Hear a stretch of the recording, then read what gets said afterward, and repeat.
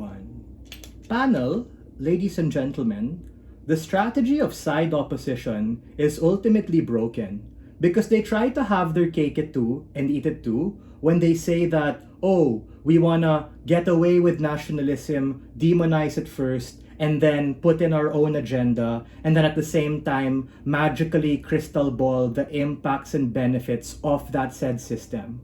We think that nationalism is uniquely the socio-cultural lubricant that hold people together regardless of their particular race, culture, religion, and ethnicity, which are often really rooted on particular left-leaning progressive circles and values that these people fight for in the name of things like feminism, the LGBTQ movement, Black Lives Matter, of which are often really, really important in certain developing nations who have a different level of progress to these particular things. Not everything is as Western-centric as they characterize because these things, as they also said, are not in a monolith. This is a value judgment debate, but we also have an embedded interest of what this particular progressive circle is and how exactly what they want and how exactly they want to be able to push for these particular beliefs.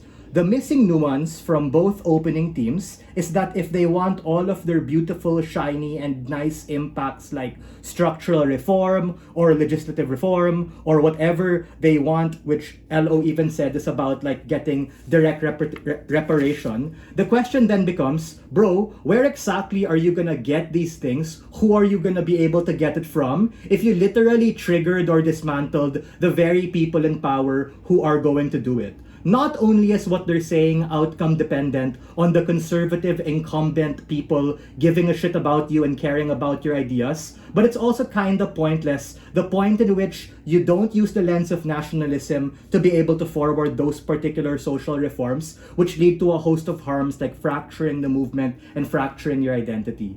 This debate is about strategy, about looking at progressive ideologies, of which are charged and the belief systems of these progressive circles and what they want to fight for through the lens of nationalism. This debate is not about whether nationalism is good or bad, or whether or not these progressive ideas are good or bad or worth fighting for. We tell you that uniquely, nationalism is the glue that you need in order to make these progressive values more palatable vis-a-vis the rise of populism that opening opposition also asserts and wants to contend to.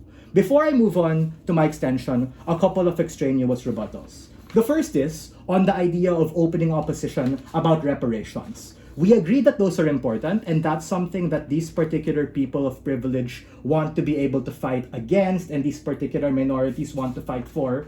But the question becomes, which I raised kind of twice to opening opposition, who's gonna give it to you, right? Because if you're gonna shit on nationalism and shit on the old guard and shit on the conservatives who are there in power, and then even if you do get that power when you're able to forward your reform, then what then happens? Because what's more likely to happen when you demonize nationalism is you create in-groups and out-groups, something that you already conceded that is of a problem. You create that problem even more when you create a sense that these particular progressive ideas are only for the left.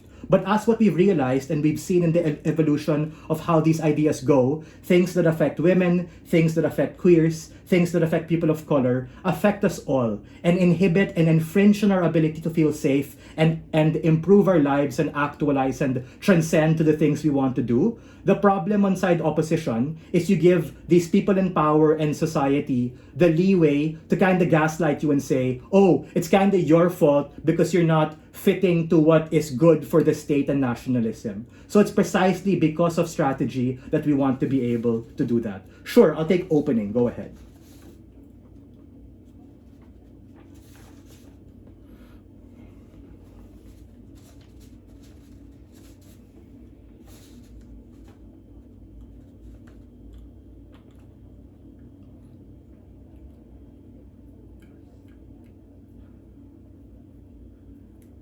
Yeah, there's gonna be friction, but it's not necessarily fully correlated that just because you're this existing group in power, then it equates to nationalism. Nationalism is more than just that. It also involves certain figures, certain food, certain identities, all of these like sexy Olympic-esque kind of things that like band people together. So on both sides, we can't cherry pick nice particular things about it. What we're saying is that we're willing to go through all of the bad things in order to evolve this particular message and make it palatable for the very people who want to fight for it. People of poor and disenfranchised minorities and people in farther sides of the world in developing countries who don't have particular movements at that level of maturity. What is the extension? My extension is basically about how you need this competitive landscape of nationalism to be able to have a point of comparative between what you are doing within your own state and what's happening overseas. And that also responds to the POI, wherein even if you're from some like shitty authoritarian dictator regime,